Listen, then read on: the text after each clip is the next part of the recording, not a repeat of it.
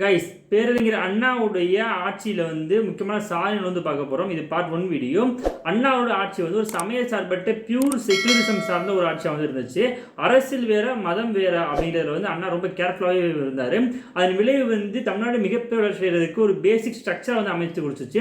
குறிப்பாக பார்த்தோம்னா நம்ம திருமூலருடைய ஒரு வாக்கியமான ஒன்றே குலம் ஒருவனே தேவன் அப்படின்ற வேர்டை தன்னுடைய கொள்கையாக ஏற்றுக்கிட்டார் அண்ணா.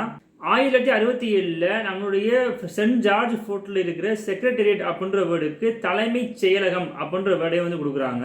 மதராஸ் பிரசிடென்சி அப்படிங்கிறத தமிழ்நாடுன்னு பேர் மாற்றணும் அப்படிங்கிறதுல சங்கரலிங்கனார் போன்றவர்கள் உயிர்த்தியாகம் செய்கிறாங்க. இதை அண்ணா என்ன பண்ணுறாருன்னா, ஆட்சிக்கு வந்தோடனே அவர் தீர்மானமாக சட்டப்பேரில் நிறைவேற்றுறாரு. இது 1969 ஜனவரி 14 அன்னைக்கு நம்மளுடைய பார்லிமெண்ட்ல ஆர்டிகல் 3 அடிப்படையில் மெதராஸ் பிரசிடென்சி அப்படிங்கிறது தமிழ்நாடு ஸ்டேட் அப்படின்னு பேர் மாறுது. அதுக்கு அண்ணா முக்கிய காரணமாக இருக்காரு. உங்களுக்கு கண்டிப்பாக இருக்கும். ஸோ சப்ஸ்கிரைப் பண்ணி வச்சுக்கோங்க.